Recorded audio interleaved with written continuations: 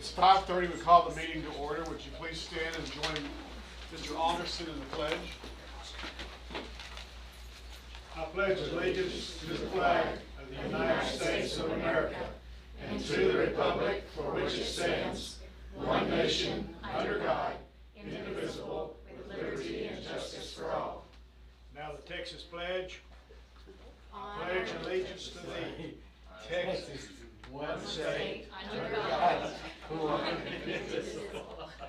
Sorry, we moved it. The Texas flag was over there for years, and we moved it over here to make room for Willie. And so we should have warned the board first. Yeah. One invisible. Now we'll join Willie. Don't put me Willie in. will join you. Do not put me in his Calvin, Not lead us in a prayer. near.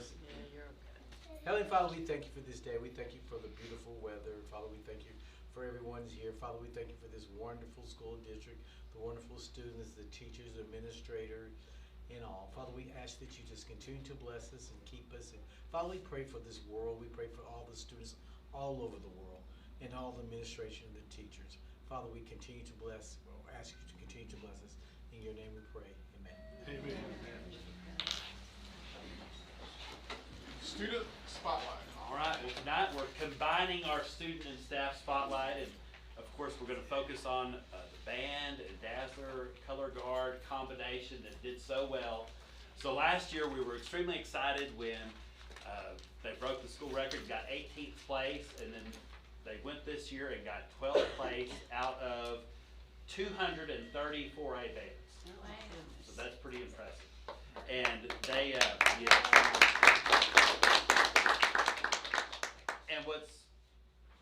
I owe it a lot to the directors who, last year after they scored the 18th place, that same day they started planning. Jose was already like critiquing and calling and getting stuff coordinated, and that's what it takes. And they spent countless hours in sweltering heat practicing. I know it was very miserable a lot of the days they were out there, and it didn't cool down until the very end. They also were very cool, calm, and collected at the Alabama Dome. I mean, that's a lot of people, And I think it had helped that they had been there before, because they walked out and seemed very composed and did a great job. And they also overcame a lot of adversity. I wrote down here that they had wheels fell off instruments, buses broke down.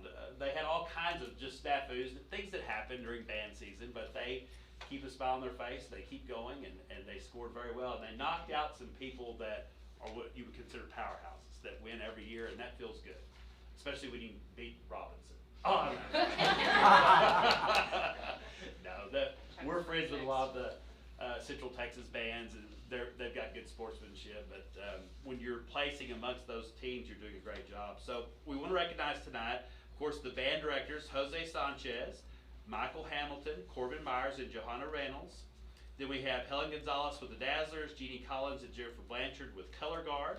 So if we can have the adults come up first. You guys can do that.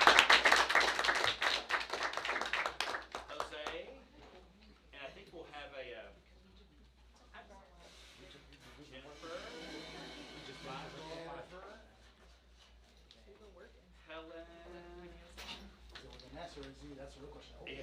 yes. Johanna, Corbin, Jeannie. Thank you. Jeannie's son has type flu A. So I'm right here. Oh, she's Oh, right there. shut up. He still has the flu. He still has the flu, right? He still has the flu, he's just sitting on the We're just couch. sitting in the Yeah. truck. He's on the other side of the boardroom. Yeah. I'll be sitting there. So I guess, David, let's do one with the adults first, and Are we then holding we'll. our, is it opening? We're Yeah. holding it open? Okay, sure. So look at. Okay. So David's with the messenger. You're gonna be in the newspaper. Yes. Very smile.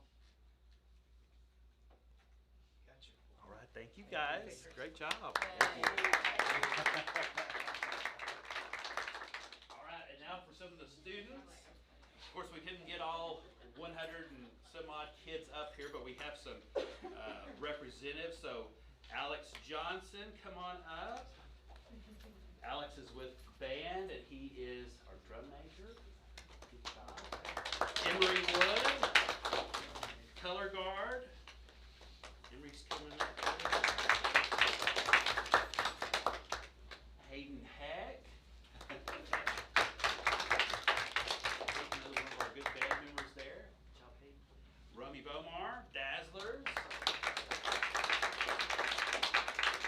the Green Dazzlers. So these guys, they have leadership roles in their respective groups and are kind of representing all the three major facets of the program. And together, it's really quite the spectacle. If we didn't have Dazzlers, if we didn't have Color Guard, it just wouldn't be the same. And they do a great job and really make it all come together. So we'll take a picture of those with those guys for the newspaper. Good job, y'all. Yes. Thank you. And then we have a treat for y'all too. Ooh. As far as not y'all. Oh. Got me excited. For the school board. I'm sorry. I got her hopes up. Yeah. Yeah. No, the surprise is Jose wants to model a prototype of the new band uniform. So we've been in production and communication with a uniform company, and our uniforms are at the point where they need to start being replaced. And we have talked to one of the best in the business, and our uniforms have become a little bit more modular. So we're going to use uniforms in two facets. So we have a game day uniform and a competition uniform that are based in the same kind of situation. So we have Carvin Coppersmith. So just real quick, I just want to talk about this. This is our prototype. This is nothing that it's going to be complete just yet. This is what they've sent us, and I just wanted to give y'all an opportunity to see it because one of the things that I've noticed about the uniform that we have currently that was designed before I got here and the uniform prior is that it's hard to include the color gold in a lot of these types of things because it clashes really heavily with some of the things that we're trying to do show wise, and so that was one of the reasons we went with this style uniform. So actually it's more of a vest, so it actually pushes through, and so I wanted to incorporate the hornet's nest into that. And if you can actually tell, and we're going to play around with this, this is a G that comes back, so it signifies Gatesville. And so that's kind of our initial thought, and that's something we'd like to keep in, just to have a little bit more of that home style and just something that we can take to football games and just have a little bit more connection back with the community. It's even got that honeycomb design like is in high school. It's like a run through. So board members' thoughts? You like it? Love it. I like it. So. I like the hat, can I borrow it? Well, and that was kind of one of the selling points is that this is actually a visor.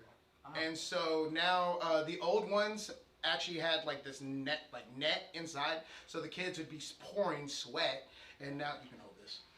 And now that is going to allow them to breathe. They won't like be like this doesn't fit right and kind of doing that. So it just gives it a little bit more versatility in what we're trying to do.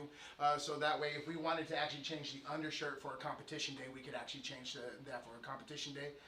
We can also go to where this is short sleeve. So during the hot summer, you know, if we decide to put on uniforms for like the second or third game, like homecoming is one of those games that like you better be in uniform. We can actually do something with a short sleeve and kind of play with that idea as well.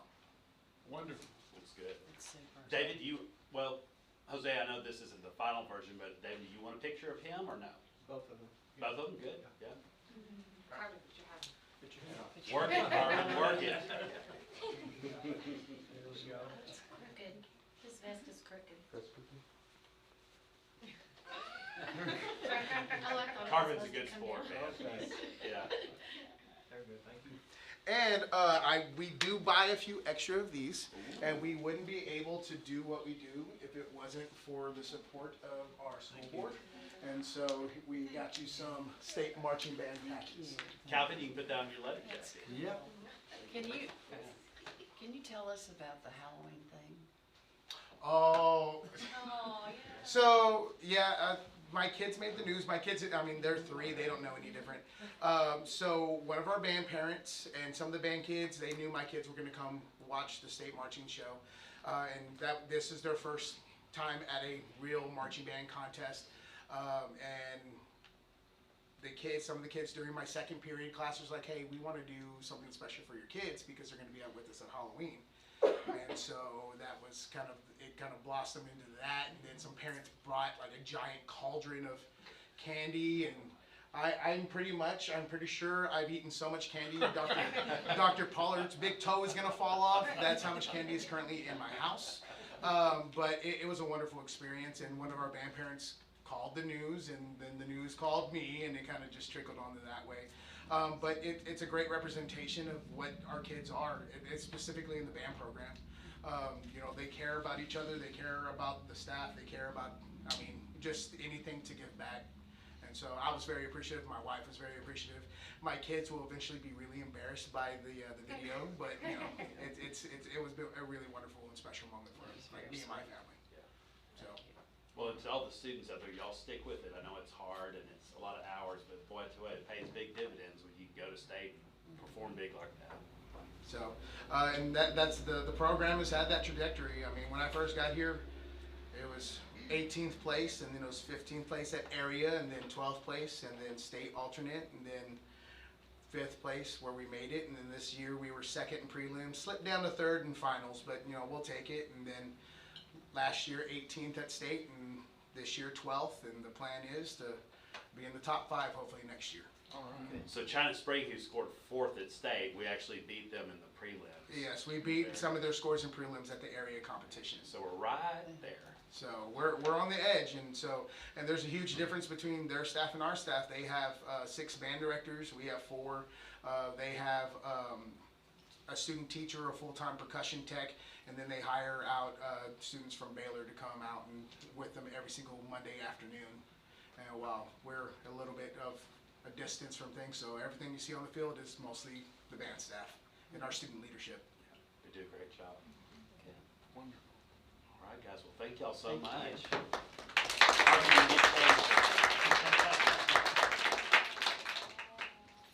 Our next recognition is an outgoing board member. Well, Jimmy Ferguson couldn't be here tonight. He got narrowly edged out in the school board election, but we wanted to honor him. He was here from November 2020 to November 2023. And you guys need to leave. Y'all go ahead. Mr. Ferguson got us through some really tough times as far as the COVID pandemic and remote learning, and you know, we had to do a lot of safety initiative after the Uvalde tragedy, and so Jimmy also gave a lot of his own money to different programs. Like, he's a big supporter of Wings, and so the In God We Trust posters. So he did a lot of good things, and so we hope Jimmy comes and visits us again frequently, and used to be just out in the audience, but anyway, he knows that he's always welcomed here, and we're sure thankful for his service. And Tara is mailing him his plaque, so he'll get that, and if he's able to make it up here, we'll sure thank him in person too. David wanted us a little further in the agenda is the Willie Clark kind of info item, but I think David wanted to get mine and the board's picture with in front of that right quick, so David needs to probably leave here pretty soon, and if y'all don't mind gathering around Willie's plaque, we'll knock that out so David can get home. Thank you. I've got to go back to the nursing home. Yes. Are you gonna be? Does he get a picture? Are they keeping you in there?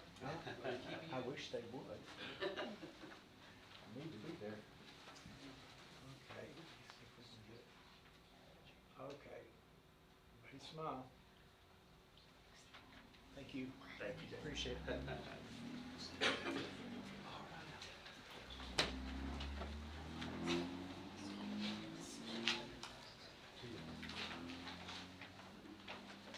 Our next agenda item is public comments. Is there anyone here that has a comment from the public on an item that's not on the agenda? Seeing none, we'll move to the consent agenda. The consent agenda are items that we routinely just adopt without much discussion because they're routine. Tonight they include the minutes of the October 16th meeting, financial statements as of October 31st, bills and payrolls for October 23rd, budget amendments, vital signs report, food service report. The board has all of this in our packet, and does anybody want to pull one for discussion? I'll pull one. Okay. I'm looking at our attendance percentages. Very impressive. Good. Tell the principals you've been working at it, because it was nearly 95 right across the line, and that's the magic number. Yeah. So congratulations. Very attentive. They do lots of incentives, and the classroom teachers help with it, so they really focus. Where we have been, it was quite an improvement. Do I hear a motion that we accept these items? That's so moved. Okay, Mary Ann, a second. Charles, all in favor? And those pass. Now we go to information items we don't vote on, we just listen to reports. And the first one is from, who is that man? My brother, Willis. You're on. Willis, you're up. I'm sorry, that's your brother. I wouldn't tell nobody. Well, I hesitate to do this with him being in charge. Anyway, I feel like it's time that we give the board an update on what's going on. This has been a long, drawn-out process.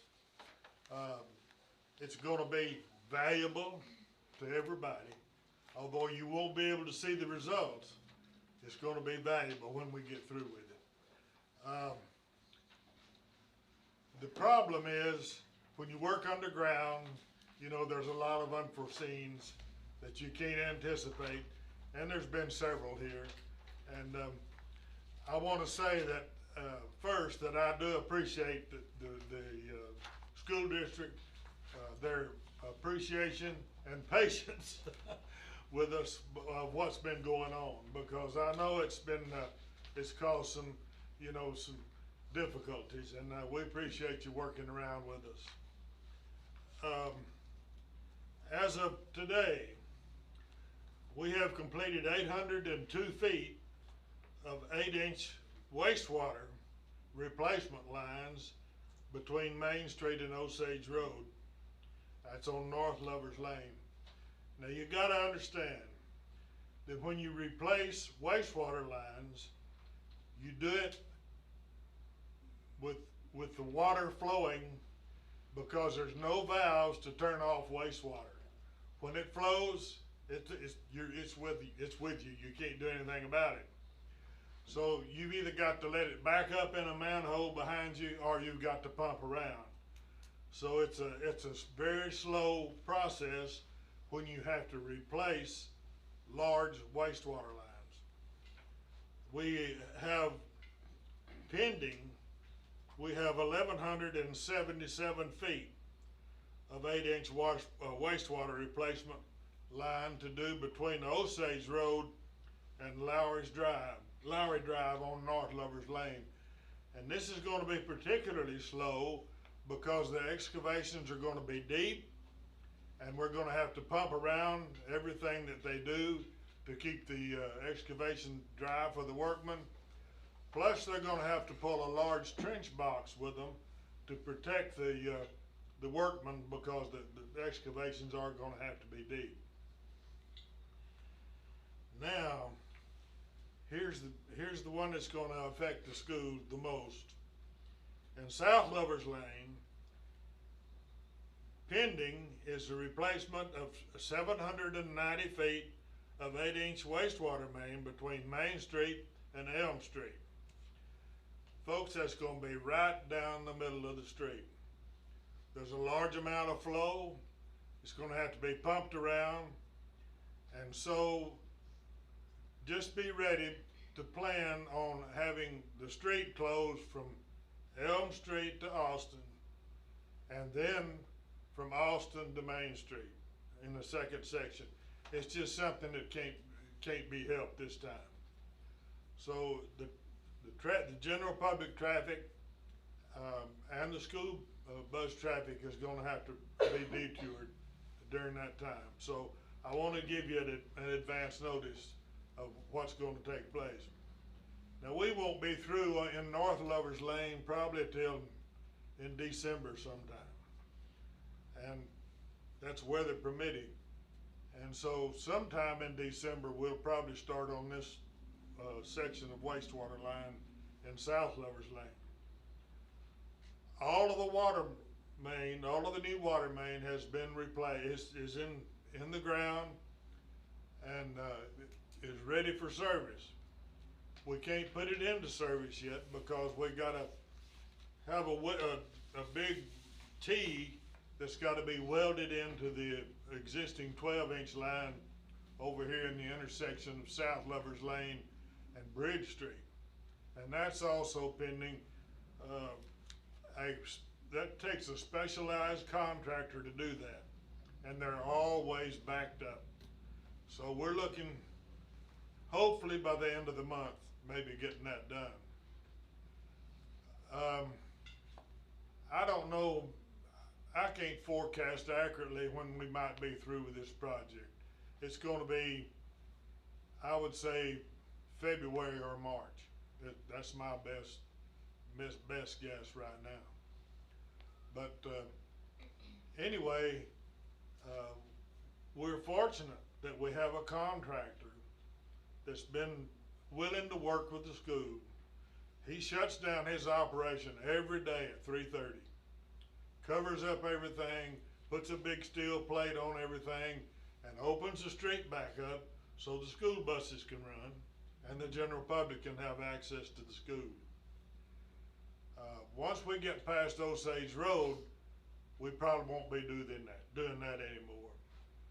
So there's gonna be 2 sections that's gonna be closed. That in North Lovers Lane from Osage Road to Lowry Drive. And then when we get on South Lovers Lane, as I mentioned, we'll have to close Elm Street to Austin, and then the second section from Austin to Main Street. That's just the way it is. Replacement, I don't mean to be redundant, but replacement of wastewater line is just a very slow process. I'll be glad to answer any questions. Well, it's on the South Lovers Lane in front of the schools. Will he be able to plate it at 3 o'clock, or will it be too big of a hole in the middle of the road?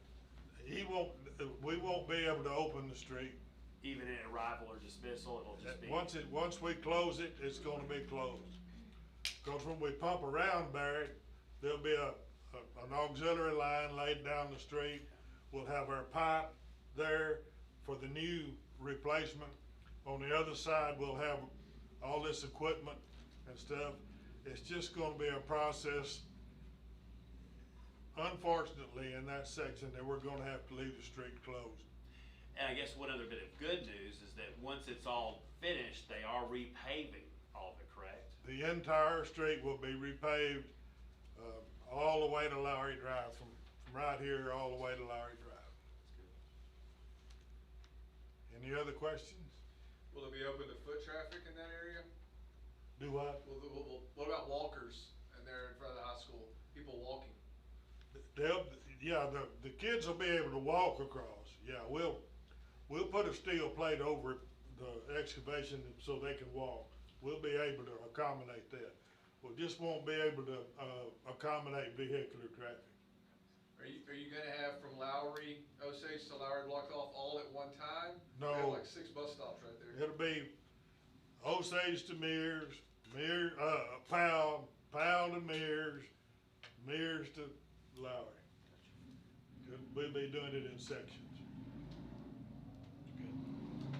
We're appreciative of Willis. Willis was out in the 110-degree heat one day looking at the pipes and dirt and making sure it's all going to plan. So he has kind of a thankless task, but he keeps us abreast of everything that's going on. And like he said, B Corp's been good to work with. It's just a tedious process. Well, I'm like my brother. I don't know why we keep doing this, but we do. but I'm fortunate to be as healthy as I am, and I enjoy it. That's good. Thank you, ladies and gentlemen. Thanks, Willis.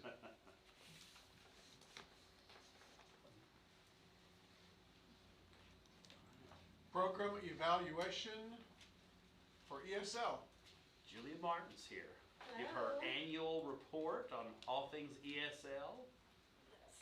I've got your presentation up here, Julia. Okay, just go ahead and, I'll just hit some high points. So we have some acronyms in there that you can look at if you need to. We'll just go ahead and move on. So the kind of program that we have today is the ESL, which there's 2 kinds. There's the pull-out and the content-based. We use both. Pullout would be, what most of our students are in from, 4th grade and up. Content-based is for the younger students where they're with the teacher almost all day long. So that was that part, sorry. So, well, I covered that really fast. Do you Yeah. have any questions about that part? So, looking at our number of students, this may be where you might have some questions. So I noticed there was one little mistake down at the bottom where it says 163 there, but actually it's gonna change. It needs to say 166 now. We have grown. So on the total, it's also gonna say 166. That's just since I made the report. We are having an influx of students that are moving in from all over, mostly South America, but we've had some Philippines and some Vietnamese. We've also had some El Salvadors, but a lot of it's from Mexico. So if you look at the end of year 2022, my report ended with 139 ESL active students. If you look at the end of 23, my report ended with 142 active students. And here we are today, and that number should be 166. So we hadn't even got close to the end. And when we did average in to look at the percentage of the growth rate, we had a 2.1 increase with the 18.5% increase, which will actually be larger even today. So if you look at a grade level, say 5th grade, when a grade level hits 20 students of all speaking the same language or more, then the district needs to look into a bilingual program. Our 5th grade has 19 because one of those students there speaks German. So we're one away in that. And if you look, there's very close in some other ones. We have 2nd grade, we're moving up in 3rd grade.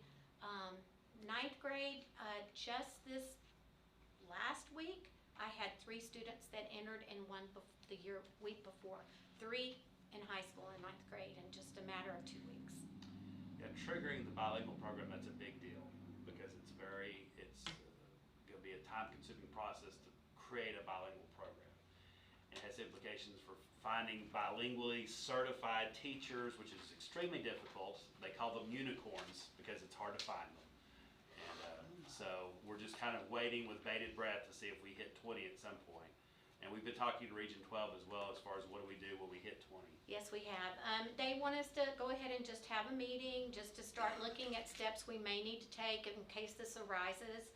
I did find out, which I thought was a little bit of a saving grace, that let's say that when we get up into the TELPAS, I can actually speak a little more on that. So if we have more students reclassified, say in 5th grade, that if we end the year, let's say that we do make it right now, like in the next month or 2, if we end the year with the number less, then you don't have to stay bilingual, you can change. They don't advise it. They say once you've gone bilingual, you stay bilingual, just showing the growth is what's gonna happen in the population.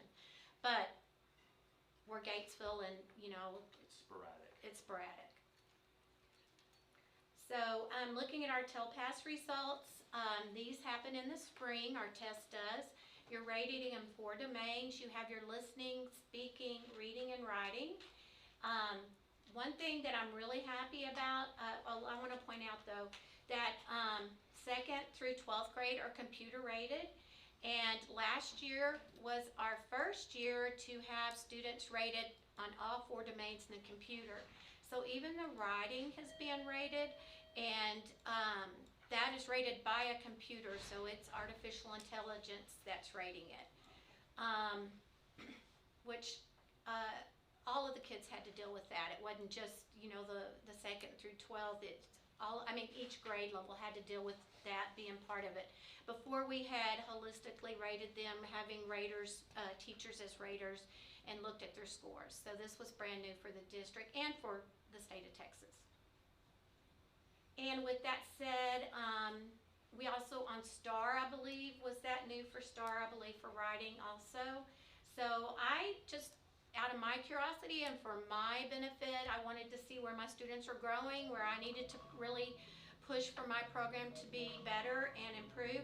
So I compared 104 students in Gatesville that took both years of the telepass. Oh, sorry, it's an alarm. Oh. I had it on silent, but I forget those alarms aren't silenced. So what I was saying is that I wanted to compare 104. We had more students that took it, but I wanted to see students that took it 2 years in a row that were in Gatesville. And out of those 104, I had 48 students that showed growth. I had 28 that stayed on the same level, and I had 28 that went down. Now, with that said, you can just have a growth in one domain, or you can have not a growth in one domain. So it wasn't a lot of big difference in there. I mean, there wasn't like a major drop or a major excel. They were usually just in domains. So I wanted to look at the STAR scores, and the reason why I wanted to look at my 104 students that took the test as well is that to reclassify, you have to either approach, meet, or master your STAR in reading. And so what I looked at was our third graders, and so as you can see, if you look all the way down, you know, you could go across, let's say, the 5th grade with our numbers high there. We had 5 that approached, 0 meets, 1 master. So we had, out of the 10 that took both tests, that 5 of those, no, 6 of those would have been able to possibly reclassify. And to reclassify, you want a high, there's 4 ratings. So beginning is like a beginner speaker that's just learning the language. Intermediate is a little bit better than the beginner, not quite advanced. Then we have our advanced speaker that's getting close to a typical English language speaker. And then you have your high, which is more as a typical language speaker. To be able to reclassify, you need to have an advanced high last year in all 4 domains. Now, we're really fortunate because TEA listened to us this year. It was extremely hard to reclassify any students with that kind of criteria. And so a lot of people did a lot of talking and they listened. And so now, this coming TELPAS, if you just have a composite advanced high, so you can have 2 advanced and advanced high and then get a composite advanced high and have a chance of reclassifying instead of having all 4 domains advanced high.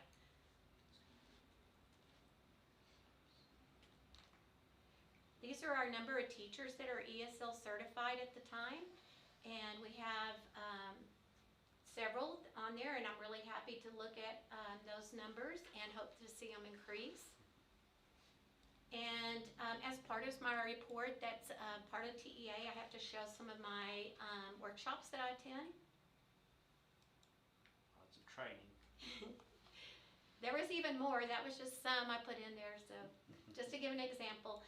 We have 2 programs that we use in Gatesville, and for our younger students, our pre-K and kinder, and some of our first, if they're new language speakers, we will include that, and even all the way up to about a 4th grader, we can add them on Imagine Learning if they're brand new to Texas and their language is very limited, is Imagine Learning and Literacy. Wonderful program. It is on the computer, but we don't just turn them loose on the computer. We sit beside them, we walk around them. It is a constant monitored thing, and the reason why I like it is because it starts off in their language, and as they start learning the language, it's able to drop it off into English. And as a teacher, you can walk around and see where they're struggling. You pause it, you work with them, you reinforce it. If they have, and like it's funny to watch my little kindergarten and my pre-K kids, because at the end, when it starts playing the little music, it shows them what they did, and they're like, we won, and they're jumping up and yelling. But you can go look at all the green and the areas of concern, or the ones they didn't get, and it has a way to go behind it to look at what you can do to reteach it. And also the program picks up on the things they didn't get and reteaches it. So it's amazing, because since I don't speak Spanish, or Vietnamese or Cambodian, this is a way that, you know, I can reach these kids that are early learners. These children at that age pick it up like this. I wish I could be that young and start learning Spanish. Our 4th graders through high school use an ILET L program. It's all comprehensive for all the 4 domains. It includes the listening, speaking, reading, and writing. At Temple, we went and watched it 1 year with Dr. Pollard, and we enjoyed it so much that we brought it here. And it's real involved, the kids like it, it has a lot of, it just keeps them on their toes, and it is really addresses all their needs for the STAR, just making them a general all good student overall in all areas, except for, it's all in the language arts area, it's not like in reading, but it's a wonderful, wonderful program. And let's see, we also have Summit K-12 that's provided free from our Region 12, which was designed for TELPAS only. It is a program that you can go in and all students can actively be involved in it. Really isn't good for the for kinder, it says it is, but it's way above their level. But what it does is it puts them on a lot of examples of what the TELPAS does, and it takes them through it. It's not a lesson plan, it's just something to kind of keep up with, to monitor your students to see how well they're doing in areas of speaking, listening, reading, and writing.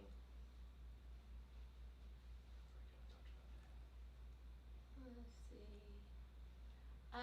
Okay. So our involvement for our parents through Title III, that we need to involve more of our parents and get them all involved in our school system, which we want to do anyway. And some of the things that we do is that we have our ESL Summer School Fiesta, and that's for the younger students' families, and we invite them at the end of our summer school to come and bring their dish of choice.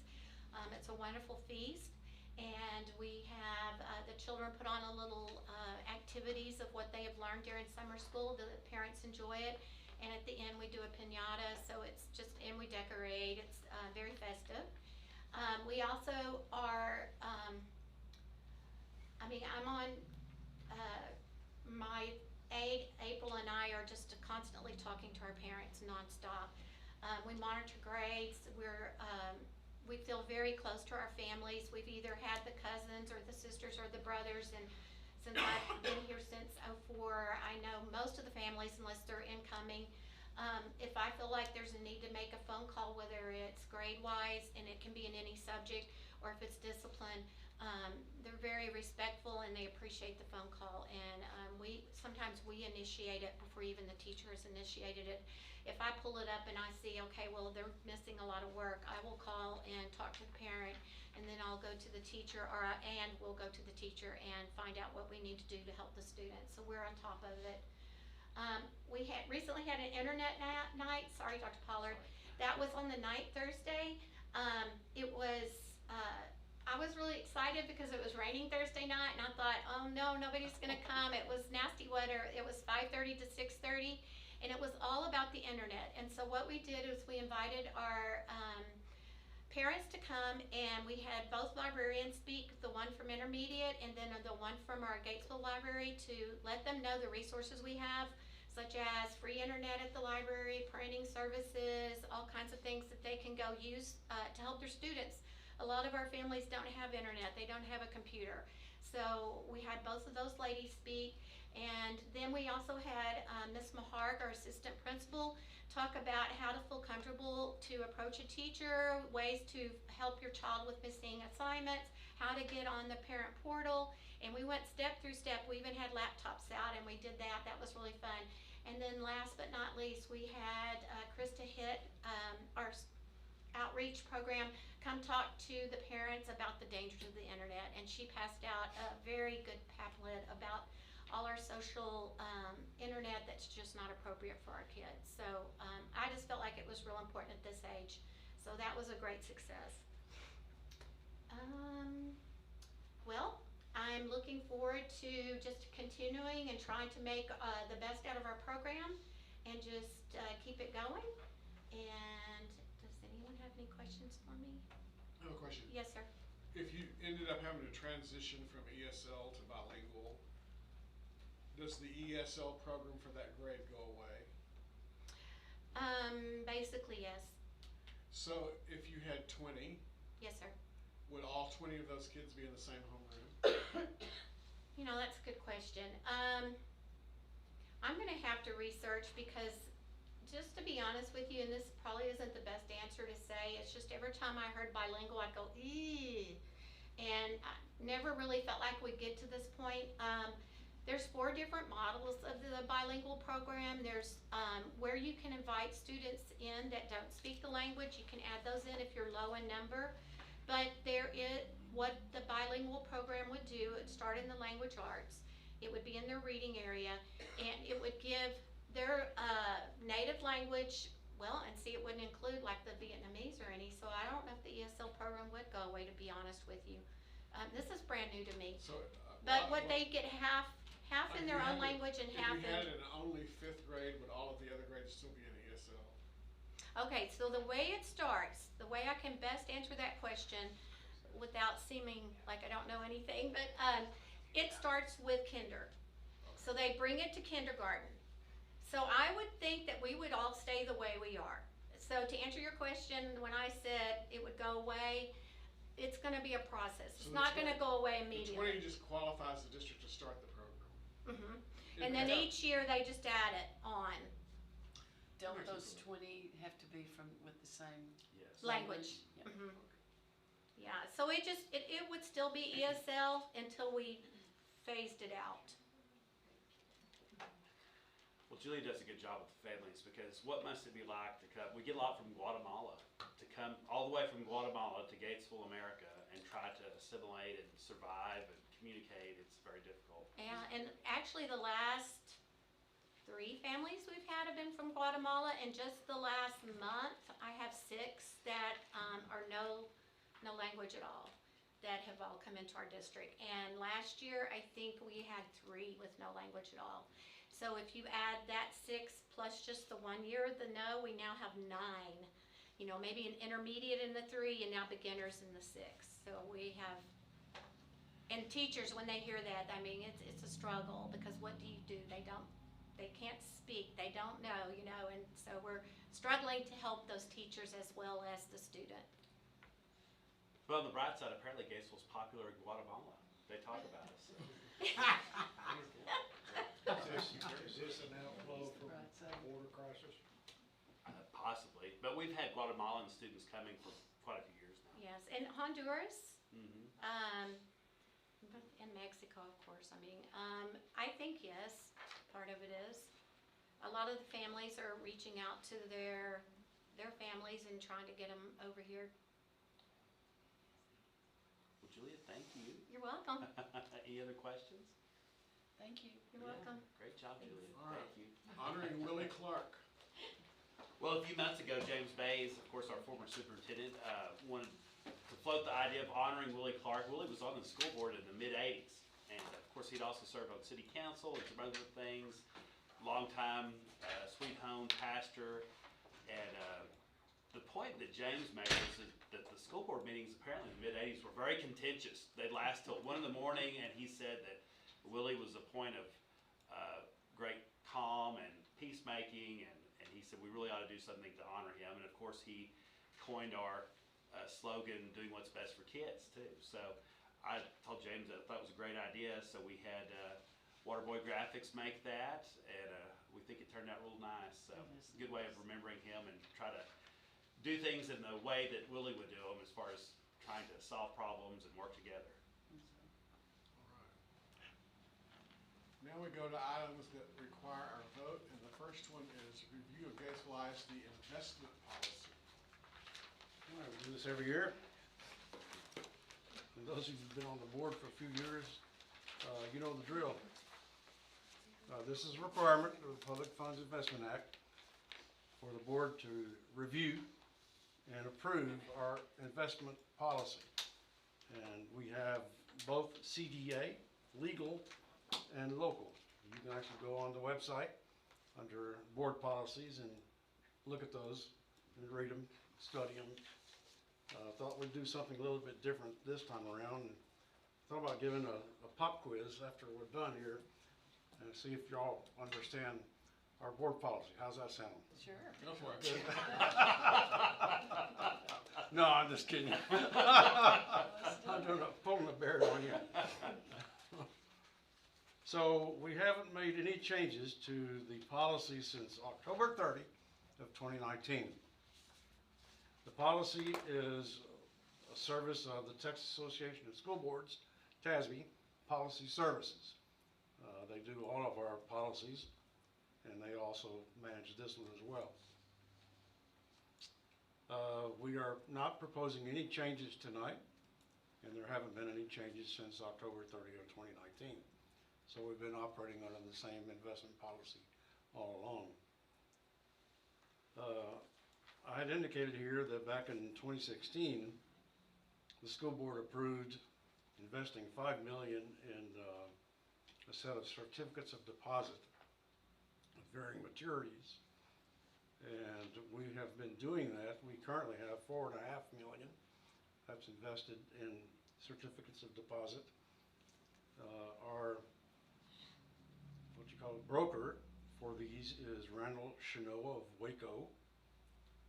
And another requirement of the board is that you appoint one or more district investment officers, and you have done that. Dr. Pollard and myself are your investment officers for the school district. So I'm going to go through the CDA legal quickly first, and then the CDA local. And again, there's no pop quiz at the end, so I don't know, you guys are really familiar with this anyway. Now you have the investment report there in front of you, the one we did. That's the investment report that we do quarterly for the board. And this is the one, the most recent one was August 31 of 2023. The next one will cover the period November 30. So in about a month you'll be getting another one of these. These are usually included in the consent agenda. And so unless you pull it out, which you generally don't, we never discuss this investment report. So I was going to kind of go over it with you a little bit tonight. Give you an opportunity to talk to you about the investment report in case you're not familiar with some of it. The investment policies are primarily to emphasize safety of principal and liquidity, and must address investment diversification and yield. So that's kind of our game plan for the investments that the district holds. Currently, the interest rates, the yields have been better and improved. And we're in the $900,000 annual interest investment range at this point. So we're closing in on $1 million. If they do another, Feds do another rate hike, that will probably push us close to the $1 million mark in terms of our investment. And this quarterly investment report I'll show you has an indication as to how much money we make. So it's a very significant portion of our revenues as a school district. The board is instructed to review the investment policy and the strategies no less than annually. We're also adopting a written instrument by rule, ordinance, or resolution stating that it has been reviewed, and that the written instrument so adopted shall be recorded in the notes. There is a requirement of an annual audit, which we do with our outside CPA firm. And as part of that audit, they audit the internal controls over our investments. Let's see. Investment training, the investment officers are required to do a certain amount of training each year to stay current with the Public Funds Investment Act, as well as any other matters that come to bear with respect to investing the school's assets. Standard of care requires preservation and safety of principal, number 1. Number 2, liquidity. And number 3, yield. So yield is not our primary goal.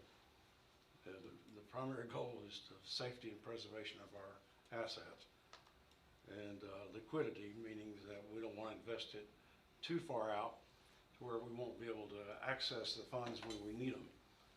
And so that's why you'll see when we go over the quarterly investment report that the WAM, weighted average maturity, is pretty small.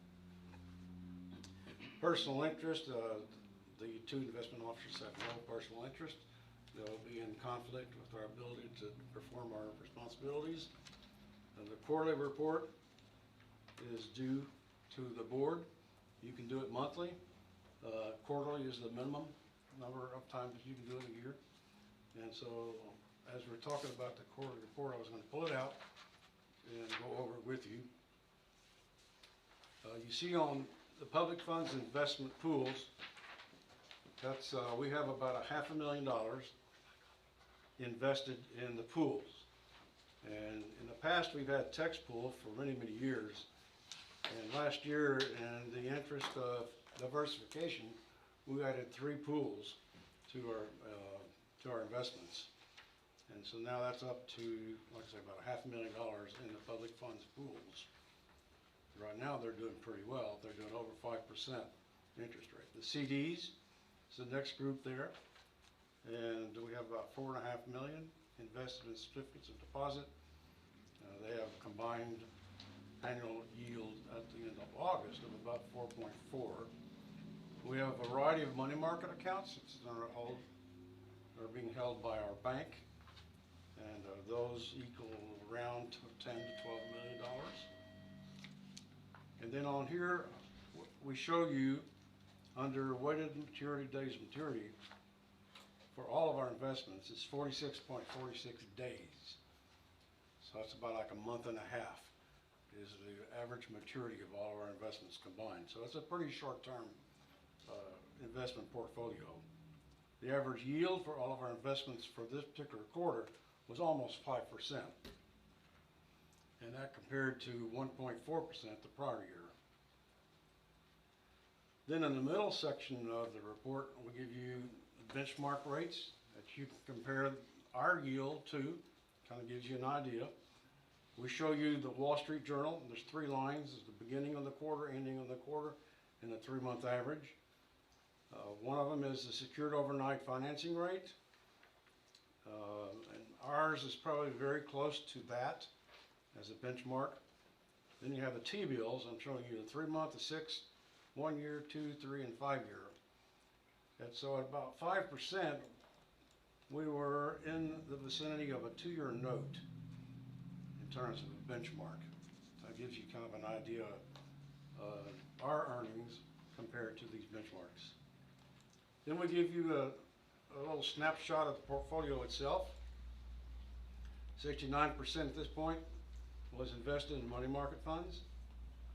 And we had CDs, 27%, and the pool funds at 3.4%. So that you always have this here.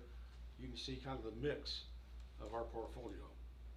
At the bottom left, we give you an indication here for the past 5 years as to the interest income during that period of time. And you can see off to the right, for the past year, the interest income has just been growing exponentially. And we hit a kind of a low point there in the middle years. And then on the right side, bottom right, we have a summary of those investments broken down by public funds, CDs, money market, and total. So we indicate, Dr. Potter and I, that the investment portfolio of Gatesville Independent School District is in compliance with the Texas Public Funds Investment Act and the Gatesville ISD Board Investment Policy. So those are the things that we have to represent to you from the investment officers, that these reports are in accordance with the Investment Act as well as your board policies. The next item here is selection of a broker. We have, like I said, Randall Cheneau is the broker on our certificates of deposit. We don't require a broker on the bank. There's a list of authorized investments that we're allowed to make, and a list of those that are unauthorized. What we do have, we have certificates of deposit, and we have money markets, mostly. The policy also indicates there's some limitations. Those limitations on mutual funds. As much as I like mutual funds, it's not really appropriate for the school district. So we don't go there. We don't do mutual funds in our investment funds. The investment pools that we have is Text Pool, then we have Techstar, which is a new one, Logic, and Lone Star. And all these are quite large investment pools here in the state of Texas. I'm going to move real quick to CDA Local. The approved investments that we do use are the obligations or guaranteed by government entities such as government codes, such are permitted by the government code. We have certificates of deposit, and we have the public investment pool funds. We monitor the market prices on a monthly basis, and that's required of our board policy. And there are certain strategies that are based on the type of funds, like the operating funds. The strategy there is for safety of principal, investment liquidity, and maturity. And really those three are pretty much pervasive across all of our different types of funds. So, that's the investment report and the policy review.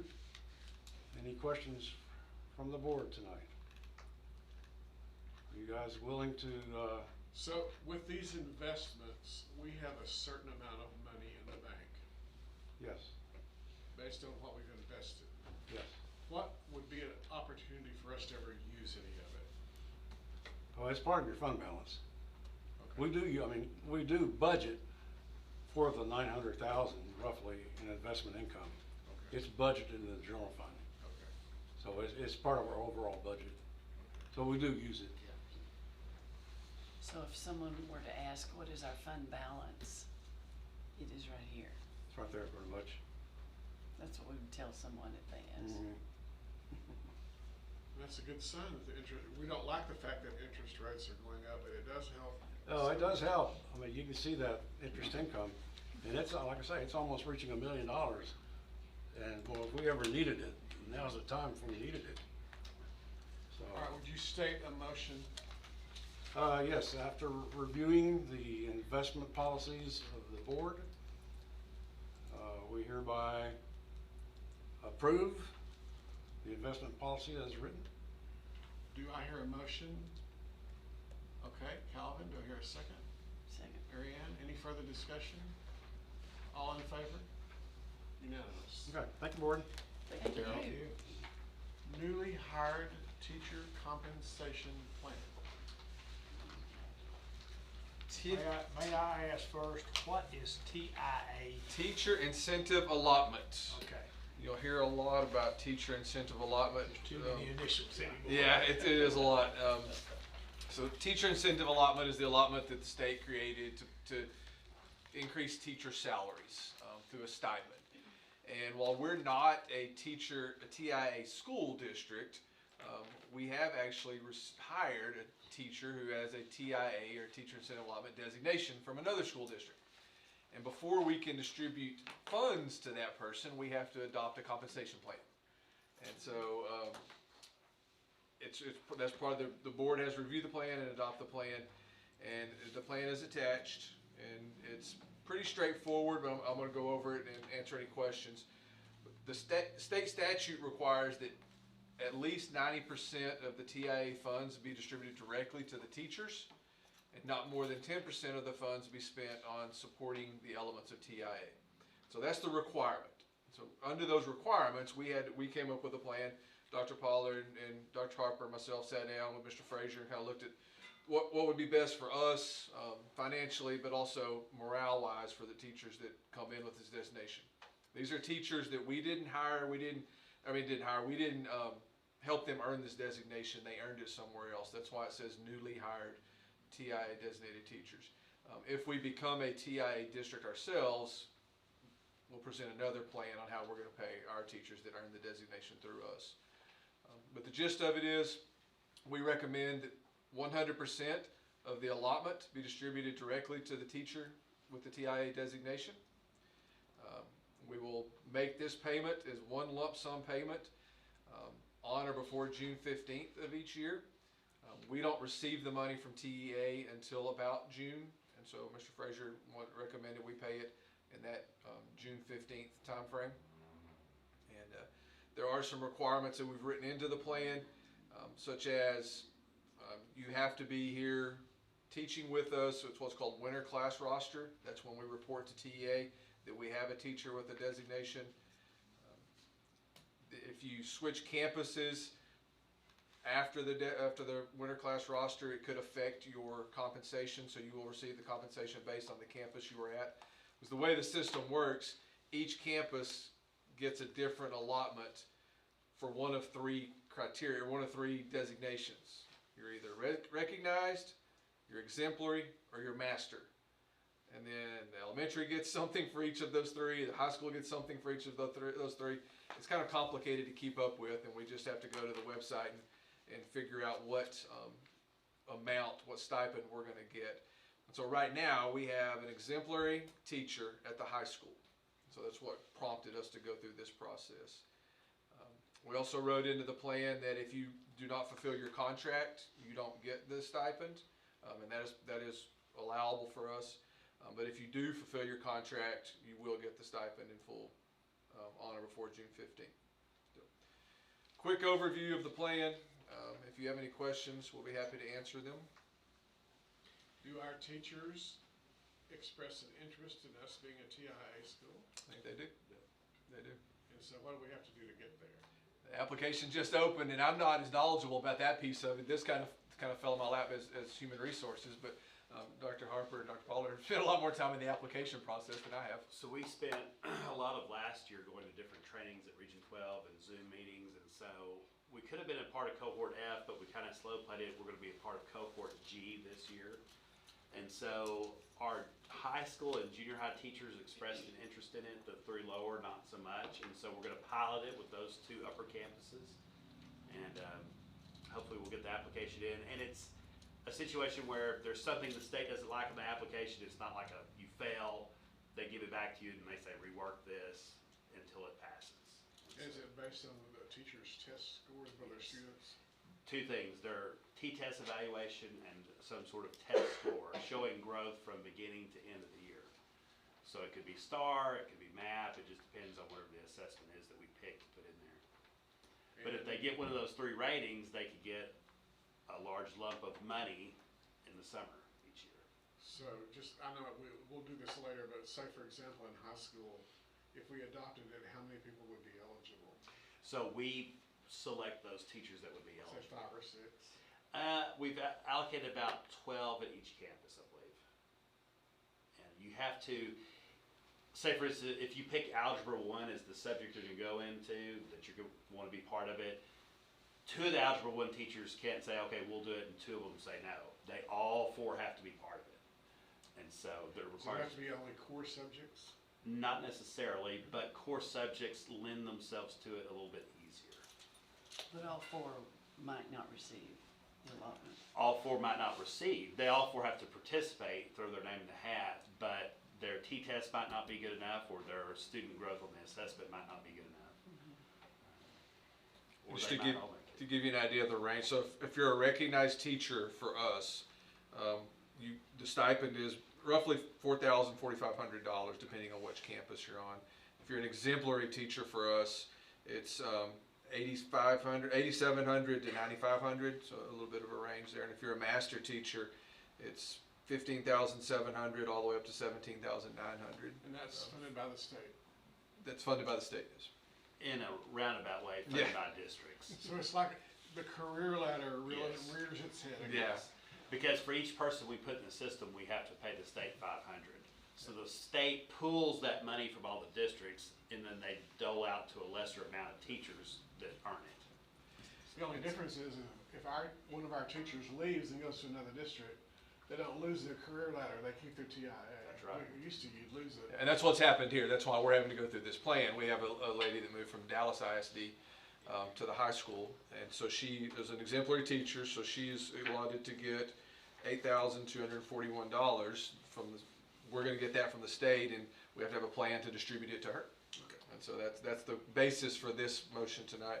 So it is my recommendation that the board approve the GISD compensation plan for newly hired TIA designated teachers as presented. Do I hear a motion? Question? I have a question. Yes, ma'am? You have to re-up the next year? Say, You have to re-qualify the next year? so the designation follows teachers for 5 years, once they have it. And she is on her last year of the designation, and since we're not TIA campus yet. She's actually gonna lose the designation after this year, but she's had it for 4 prior years. So- If you don't get it your first year, like, man, I narrowly missed it, we have to pony up another $500 the second year to put you back in it. Or if you don't get a rating that you want and you want to shoot for a higher rating. Like if I get the lowest one, but man, I thought I could have gotten at least the middle one, we've got to pony up another 500 to put them in the system again. So the state, we're funding it to a certain extent. Y'all are all familiar with what T-test is. Yeah. Okay, I hear a motion. Okay, Calvin. We gotta pay her. Do I hear a second? All right, we have a second. Any further questions? All in favor? All right, it passes. Thank Law you. enforcement. Well, let's see, or CAD, Cordell County Appraisal District. Oh, CAD, okay. That was the one where we vote, we give our votes every year to a certain person. Okay. And for the last couple times, we've been giving our votes towards Andy James to serve on the CCAD Board of Directors. And so we do this every 2 years. Gatesville ISD, we get 873 votes. We could cast them all for one person, which is what we usually do, or split them up. The city of Gatesville called us and they're also going to give their votes to Andy. And so he's the one we've been giving them to. So I recommend Gatesville ISD allocate all 873 votes to Andy James. Mary Ann makes the motion. Calvin second. All in favor? Got it. Okay, now law enforcement. Our favorite topic, the eclipse. April 8th of 2024. So as you've probably read and heard, the city's anticipating hundreds, if not thousands of people coming here to watch the eclipse because we're in the line of totality. And so Sherry Shepard's really been helping us and trying to plan some things, as well as Brad Hunt at the police force. But anyway, lodging is all booked. And Gatesville PD is wanting to have more law enforcement come to town, but there's nowhere to put them. And so they asked if we could low down our Gatesville primary school. You know that back in where DPS is, there's some empty professional development rooms, and they were just wondering if they could set up cots there. And I said that's not a problem with me, but I would like to at least float it past you guys. So during that weekend leading up to Monday also, there could be some law enforcement people napping and resting in there in between shifts. And so they have a lot of long shifts trying to make sure that all of these people that come here behave and follow the law and things of that nature. So my recommendation would be we allow the outside law enforcement officials to access that primary PD rooms as a place to rest during the nights leading up to the eclipse, as well as the day after the eclipse, but they would be out of the way once the kids get back. Calvin? Can I ask a question? Mhm. They are already over there overnight anyway, with DPS, right? Well, they park their cars there. It's a little bit misleading. You probably go by there at night and you see all their cars there. They're not sleeping there. No, But I'm that's not where they saying that, office. but are they there 24 hours or they just? No, they have pretty regular office hours. Okay. I see them sometimes a little bit after hours. Do you, Leah? Do you see them late? Or? I think the ones that work the shift at night come in and out of Okay, so maybe they do come in and out sometimes. Not that it matters, I just. Yeah. Are there shower facilities? Restrooms, no restrooms. Showers, we could give them access to like one of the upper campus gyms maybe, if they need it. I'll ask them. So that's our recommendation. Do I hear a motion? Charles Alderson, second. Calvin. Any further questions? All in favor? Okay, it is now 6:38. We'll go to executive session.